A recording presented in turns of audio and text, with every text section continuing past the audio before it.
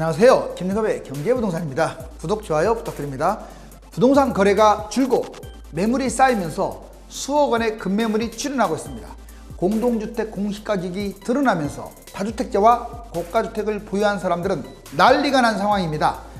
양도세, 중과세를 팔지 못하고 버티고 있는데 공시가격 현실화와 인상폭도 많게는 2억을 넘어서면서 멘붕에 빠진 상황입니다. 90%에 이르는 대부분의 1주택자들은 큰 변동폭이 없는데 문제는 공시가격이 거품 폭등한 집값 시세를 굳히게 한다는 약점도 있습니다. 무료상담은 02-501-71554, 유료상담은 010-3999-8808이며 전화주십시오. 집값이 지금 추세로 급추락하면 고가 아파트의 중심에 다주택, 영끌, 갭 투자를 한 분들은 원금이 위태로울 수 있으니 계획을 잘 세워야 합니다. 집값 3억 초급에 안 팔린다. 일단 지방부터 스타트를 끊었는데 서울로 지금 빠르게 북상 중입니다. 다주택, 특히 이게 이 3요소예요. 3요소. 자, 싼 거 말고 좀 비싼 거 갖고 있는 분들, 다주택, 영끌, 갭 투자, 이분들이 최대 위기를 맞을 가능성이 커요. 자, 이 서울 시내에 엄청난 폭탄들이 떨어지네요. 바로 세금 폭탄입니다. 자, 공시가 인상, 보유세 폭탄 한번 볼까요? 여러분들이 그냥 뉴스에서 하나같이 폭탄 그래요. 진짜 폭탄인지 아닌지 제가 한번 보여드릴게요. 먼저 1주택자 볼까요? 공시가격 6억 원 이하 세금 들지 않았어요. 별로입니다. 알았어요? 그리고 실제 낮아진 세율, 오히려 낮아졌거나 비슷하거나 약간 올라간 세율이 전국적으로 무려 92%는 변화 없어요. 그런데 무슨 뭐 폭탄이네 뭐네, 이 언론이 기득권층이다 보니까 그쪽만 너무 이렇게 세금 막 문제 생기게끔 만들어서 덜 내려고. 제 말 이해가셨죠?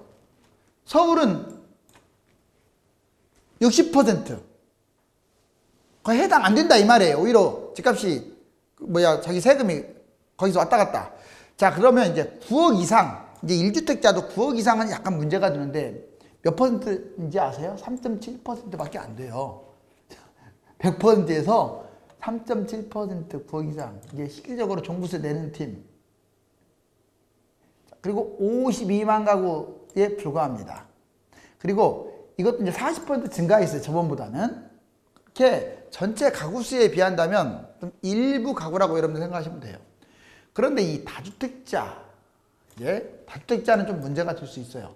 3주택, 조정지역은 2주택부터예요. 올해 1.2에서 6.0, 최대 6.0까지로 상향했어요.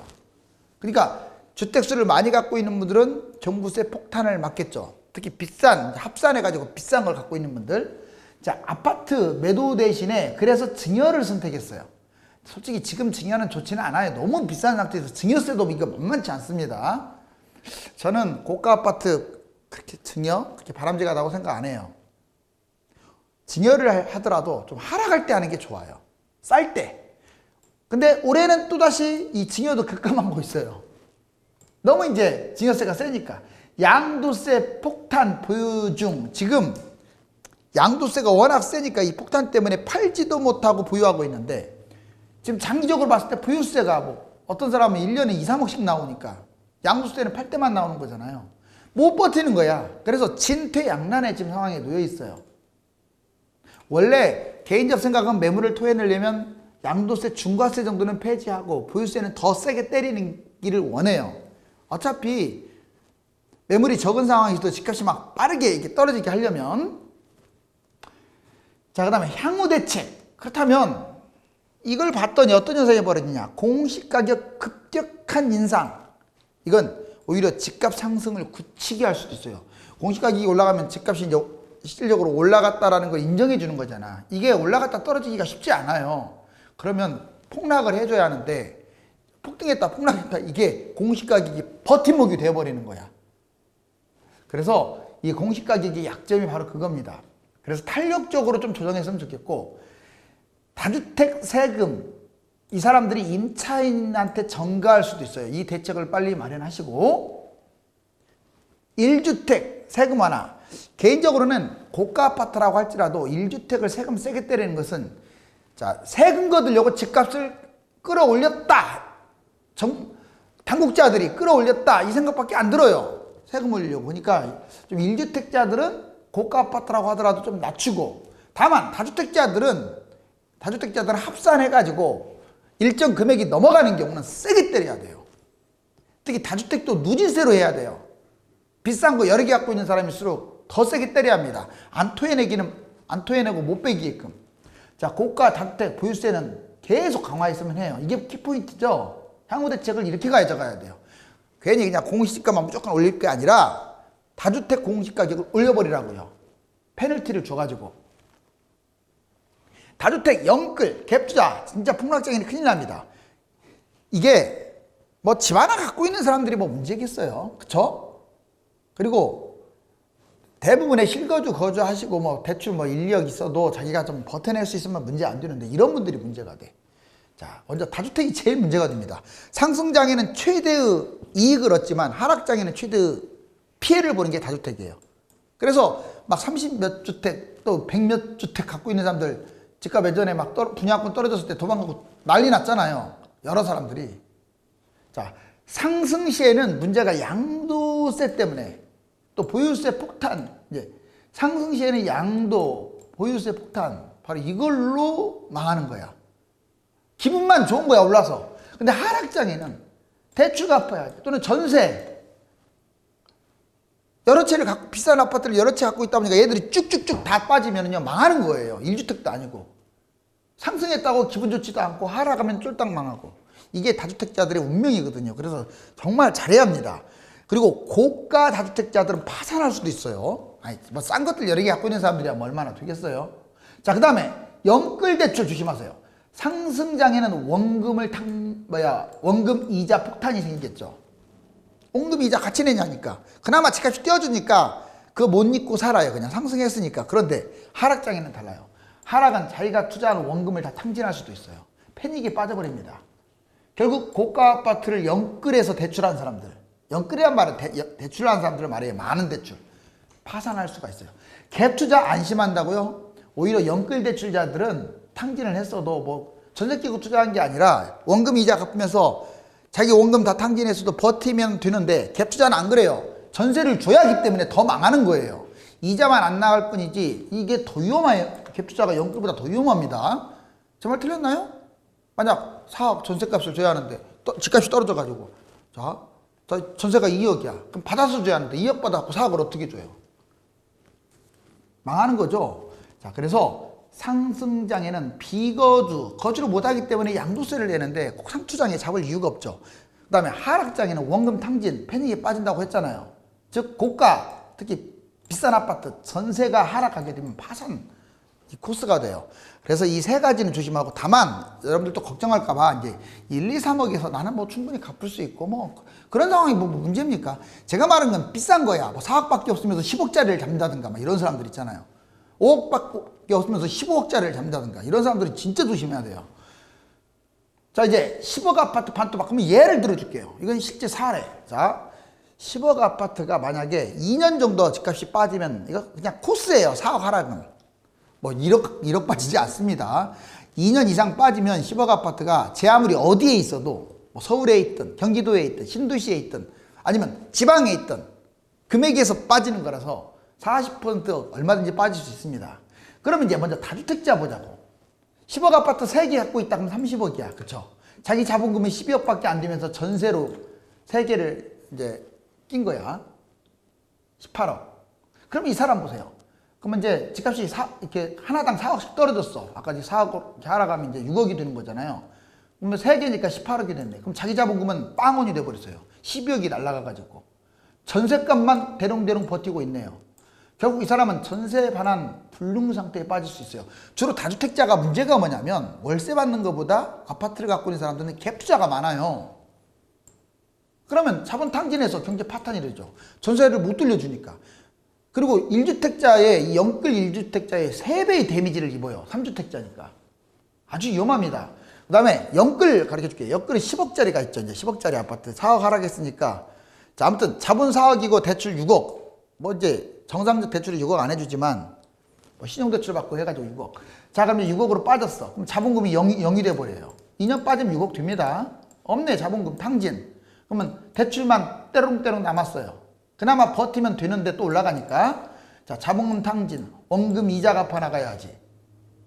결국은 나중에 못 버텨갖고 경제 파탄으로 날 수도 있어요. 그리고 이게 또 서울이면 또 신고가 찍고 가는데 지방이거나 경기도 같은 경우는 신고가 찍는다는 보장도 없어요. 회복은 하겠지만 어느 정도. 자, 그 다음에 갭 투자도 아주 위험해요. 10억이 이제 자본금 4억에 전세 6억. 자, 6억 있다. 4억 빠졌으니까 자본금 다 날라갔고 전세 6억 남았네요.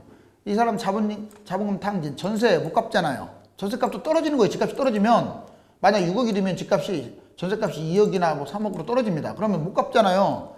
돌려줘야 하는데. 그래서 경제 파탄 나는 거야. 갭 투자가 더 위험할 수 있어요. 연끌보다. 연끌은 이제 이자하고 원금을 갚는다는 것 때문에 좀 부담이 되는 거지. 자, 이제 최근 부동산 추락징조 5가지.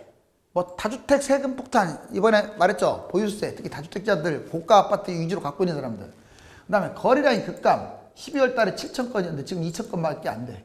자, 그 다음에 매수자 우세로 전환됐어요. 그러니까 파는 사람보다 사는 사람 우세. 집값이 추락하고 있는 중이죠. 서울 12월 114.6이었어요.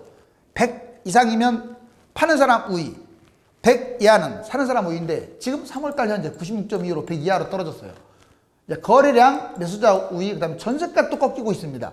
12월에 0.70이나 올랐던 게 3월달 현재 0.20으로 확 축소됐어요. 절대로 떨어지지 않을 것 같은 전세값이 빠르게 지금 추락 중이에요. 그리고 끝으로 금리 인상 우려가 있습니다. 바로 이 요인들이 부동산 폭락을 이끌 5가지 요인이 될 수 있다. 자, 그럼 이제 근거 자료들 쫙 보자고요. 자, 공시가격 구간별 공동주택 분포 현황. 제가 보여드릴게요. 전국 보세요. 자, 1억 원 이하가 무려 30.2. 그 다음에 1억에서 3억 이하가 43.9. 사실상 뭐 4분의 3이 뭐 지금 재산세 조금 내고 더 올라간 것도 없어요. 그리고 또 이것도 그래요. 3억에서 6억 이하도 아무것도 뭐 내는 거 없잖아요. 그냥 정상적으로 내는 거잖아요. 그러면 거기 여기 보니까 90%는 별로 세금과 관련 없어. 이번 막 올라갔네, 폭탄이네 뭐 하는 건 90%는 그렇게 큰 의미가 없다고요. 자, 전국적으로 했을 때. 그리고 6억에서 9억도 세금 뭐 조금 재산세는 좀 나갈지 몰라도 뭐 종부세 의미 없고. 자, 보면은 겨우 이거 한 3, 4%. 이거 가지고 폭탄이라는 말을 지금 여러분들 오늘 한번 뉴스 한번 쳐봐요. 자, 보유세, 종부세 또는 세금 치면은 아마 다 폭탄 할 거예요. 언론이 얼마나 여러분들의 눈과 귀를 기만하는지를 알 수가 있어요. 그 사람들이 얼마나 투기 세력인지를 알 수가 있어요. 정부 욕하면서요. 엄청나게. 저는 정부를 비판하지만 선의로 비판하는 거예요. 정부가 미워서 비판한다기보다 할 걸 안 하니까. 이 사람들은 투기, 집값을 또 띄우려고 비판하는 거잖아요. 여기 보시면 서울로 봅시다. 이번에는 전국은 그렇다고 치고. 서울도 지금 대부분 여기까지. 자, 9억 미만이 지금 이렇게 해요. 이 사람들은 뭐 종부세네 뭐네 그렇게 큰 의미가 없어. 알았어요? 재산세도 그렇게 많이 안 늘었어요. 이 사람들이 문제지, 이만큼이. 그것도 공시지가니까. 이만큼이 문제인 거예요. 이해가셨죠? 자, 뭐 그래봤자 뭐 이거 다 합쳐봤자 한 30% 정도만 문제가 되겠네요. 집값이 워낙 많이 뛰어서. 그리고 이제 토박이는 무시했는데 이 맹지. 서울 사람들이 왜 여기를 갖고 있습니까? 자, 3기 신도시 토지 소유자 현황. 자, 4만 필지인데 서울 사람들이 1만 필지를 갖고 있어요. 넷 중에 한 명이 왜 갖고 있을까요? 물론 진작부터 갖고 있을 수도 있겠지만 대부분은 투기입니다. 투기. 이거 LH만의 문제일까요? 이거 잡아내야죠.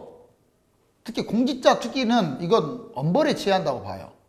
심각하지 않나요? 3기 신도시, 추가 신도시는 빙산의 일각이에요. LH만의 문제가 아니라 제가 저번에 말했잖아요. 입법부, 사업부, 행정부 다. 그 다음에 뭐 웬만한 고위 공무원들, 국토부 다 포함되는 거예요. 자, 이제 전국 공시가격 변동률과 고가 다주택 세금 폭탄, 벌써 이제 막 폭탄 그러는데 세금 폭탄 현실화. 진짜 폭탄 맞은 사람들도 있죠. 다주택자들이라든가 고가 주택 갖고 있는 사람들. 강남 2주택 보유세 1억 2천만 원까지 나간다. 그래요. 비싼 거 2개 갖고 있으면 세주죠, 세금이. 자, 그리고 세종시가 무려 70.68이나 뛰었고요. 그 다음에 2위가 경기도 23.96. 대전 20.57, 서울 19.91, 부산 19.67. 바로 이런 전체적으로 많이 뛰었네요. 자, 그래서 공동주택 공시가격이 전체적으로 많이 올랐습니다. 특히 세종 70.6. 이거 완전 투기 아닙니까? 투기. 공무원들이 제일 많이 사는 곳이 이렇게 된다는 게 이거 진짜 부끄러운 거예요. 부끄러운 거. 안 그렇나요? 모범을 보여야 할 선두층들이 이게 뭡니까 이게. 집값이 이렇게 뛰어가지고. 자, 이제 오른쪽 보면 재밌어요. 자, 여기 보면 1주택씩 A, B, C, D. 이제 뭐 비싼 거 싼 거 쭉쭉 있는데, 아무리 비싸게 내봤자 21년 기준으로, 자, 보유세 이렇게 보면, 그러니까 여러분들 제한세, 종부세 합쳐서 보유세잖아요. 그러면 뭐, 보통, 뭐 10억 넘어도 500만 원대, 800만 원대. 10억 미만은 뭐 90만 원, 100만 원 뭐 이 정도 이내예요. 그런데 이제 두 개 갖고 있을 때가 문제예요. 일단 비싼 거 하나 갖고 있는 사람도 보자고요. 비싼 거 하나 갖고 있는 사람 보시면 동그레슬, 아크로, 이거 뭐 20억에서 30억 사이들 얘들은 2천만 원 냅니다. 근데 이거 좀 줄여줘야 하지 않을까 판단이 돼요. 왜? 너무 비싸니까. 뭐 그거야 뭐 알아서 하시고. 자, 이게 중요한 게 아니라 이건 세게 때려야 돼. 다주택자니까. 왜? AD 비싼 거 하나 하고 싼 거 갖고 있는 사람 3천만 원대 맞습니다. 그 다음에 강남만 두 개 갖고 있는 사람, D, 음마하고 도그레스 갖고 있는 사람 놀라지 마세요. 1억 2천을 따져요. 1년에. 그 다음에 또 올라갑니다. 그럼 3주택, 강남만 3개, 음마, 도그레스를, 자, 그리고 또 비싼 아크로 리오파크 갖고 있는 사람들 2억 5천 맞아. 2억 5천. 한 방에 2억 맞추면 이거 못 버텨요. 던져야지. 왜 아무리 양도세가 있다고 하더라도. 자, 여기 보시면 매매 전세 거래량 보자고요. 자, 먼저 매매가를 보면 이렇게 하향 추세 맞죠? 지금 1월 달부터 3월 7일 현재까지 따끈한 자료입니다. 쭉 내려가고 있네요. 자, 전세값도 하향 추세 맞죠? 빠르게 추락하고 있으면 0.1까지 왔어요. 자, 그 다음에 전국 거래량 보세요. 한동안 이렇게 쭉 올라갔다가 지금 여기가 몇 월 달이냐면 작년 11월 달까지 전국이 뛰었잖아. 근데 최근 확 떨어져요. 전국적으로. 서울 보세요. 서울도 여기 바닥이야, 바닥. 즉 매매, 전세, 거래량 이 3대 요소가 다 추락 중이야. 여러분들 상투장 전국 갭투자 더 늘어났어. 이거 보세요. 서울. 자, 작년 9월, 10월, 11월, 올해 2월까지 계속 늘어나죠. 비율이. 올해 40%야. 그렇게 투기와의 전쟁, 그냥 말로만 하는 거야. 말로만 뭐 투기와의 전쟁, 뭐 원상복귀. 저는 이 입만 산 이 사람들 싫어요. 너무나. 여기 봐봐요. 제가 갭투자 못하게끔 여러 번 그 방책을 세우라고 하는데 하나도 없어. 갭투자 늘어난 거 봐봐요. 지금 40%로 늘어났잖아. 9월 달에서. 꾸준히. 서울만 그렇나요? 강남 다 그래. 세종까지. 아파트 전세가율도 보면 엄청납니다. 경기도 70%가 넘었고 전국도 70% 정도 돼요. 그러니까 갭투자 하는 거야. 바로 이렇게 비율이 높으니까. 금리 인상, 빅2. 여러분들 조심해야 돼요. 쭉 내려가다 금리 인상 어떻습니까? 지금 3.46. 담보대출도 2.63까지 계속. 지금 더 올라갔죠. 그리고 여기 보시면 기준금리는 사실상 제일 낮은데 지금 일반금리, 시중금리 올라가고 있잖아요. 그래프 보이네 이렇게. 뭘 의미합니까? 이제 기준금리 올라갈 때 됐다 이 말이에요. 자, 이제 전세가가 어디가 줄었냐고 저한테 자꾸 그러는데 이거 도표는 무시 못해요. 자, 작년 10월달, 3월달 보자고. 계속 전세 쌓이고 있잖아요. 전세 매물. 자, 눈에 보이죠?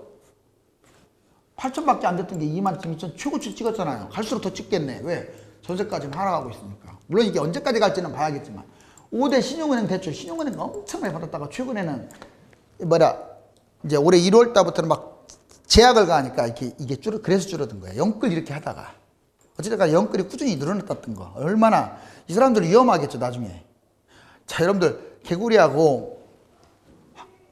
개구리가 황소 따라가다가 배가 터진 이야기 잘 아시죠? 얼마나 배가 불렀습니까? 바로 탐욕이 가져온 결과예요. LH 사태에 모든 국민이 공분하고 있는 상황에서 솜방망이 처벌을 하려던 집권층의 지지율이 급추락하고 있습니다.